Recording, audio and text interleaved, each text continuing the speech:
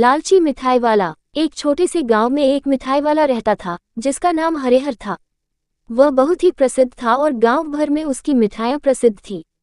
हरिहर के पास ढेर सारी मिठाइयाँ बनती थीं और वह उन्हें बड़ी तन्मयता से बनाता था। उसकी दुकान के बाहर हमेशा खुशबू फैलती रहती थी और लोग दूर दूर से उसकी मिठाइयाँ खरीदने आते थे। लेकिन हरिहर के अंदर एक बहुत बड़ी कमजोरी थी, वह बहुत लालची था। उसे कभी भी अपनी कमाई से संतुष्टि नहीं मिलती थी। वह हमेशा ज़्यादा से ज़्यादा पैसे कमाने के बारे में सोचता रहता था। ये लालच उसे हर रोज़ अपनी मिठाइयों की गुणवत्ता कम करने और घटिया सामग्री इस्तेमाल करने की तरफ ले जाता था। गांव में लोग हमेशा उसकी मिठाइयों के स्वाद की तारीफ करते थे, लेकिन अब वह स्वाद वही नहीं था। मिठाइयों में कमी आ गई थी, लेकिन हरिहर को ये बात समझ में नहीं आती थी।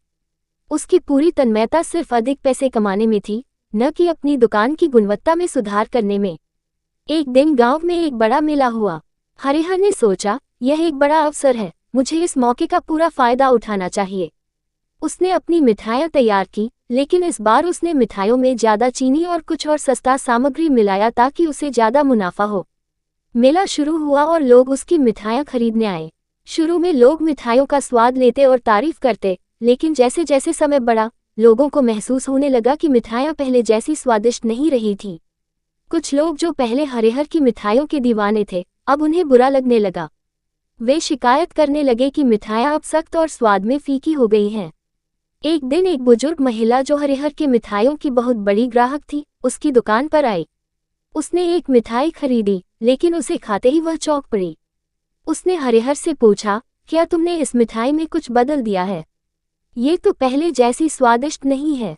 हरिहर ने झूठ बोलते हुए कहा, नहीं आंटी, ये वही मिठाई है जो पहले थी। हो सकता है कि आपकी ताजगी में कुछ बदलाव आ गया हो। लेकिन बुजुर्ग महिला को समझ आ गया कि उसने बहुत सस्ती सामग्री का इस्तेमाल किया है। कुछ और दिनों बाद गांव में एक और व्यापारी आया जिसका नाम रामू था।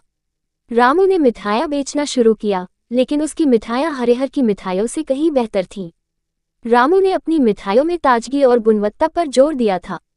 उसकी मिठाइयाँ लोगों को बहुत पसंद आईं।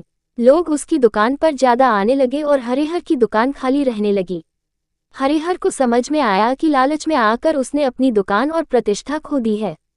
उसका ज़्यादा पैसा कमाने का सपना अब उसके लिए एक बुरा सपना बन गया था। उसने सोचा, अगर मैं अपनी गुणवत्ता पर ध्यान दूं और ग्राहकों की सच्ची सेवा करूं, तो मुझे ही सबसे अधिक लाभ होगा। अगले कुछ दिनों में हरिहर ने अपनी मिठाइयों की गुणवत्ता में सुधार किया। वह अब हर सामग्री को बड़े ध्यान से चुनता था और पहले जैसे प्यार से मिठाइयाँ बनाने लगा। धीरे धीरे लोग वापस उसकी दुकान पर आने लगे। एक दिन रामू ने हरिहर से कहा, तुमने बहुत अच्छा किया हरिहर भाई। तुम्हें अपनी मिठाइयों की गुणवत्ता को सुधारने का समय आ गया था। अब तुम देखोगे कि ग्राहक तुमसे सच्ची श्रद्धा से जुड़े रहेंगे। हरिहर मुस्कुराया और उसने कहा, रामू भाई, मैंने ये सीखा है कि अगर आप सही तरीके से काम करते हैं तो पैसे खुद ब खुद आते हैं। कभी भी अपनी गुणवत्ता से समझौता नहीं करना चाहिए।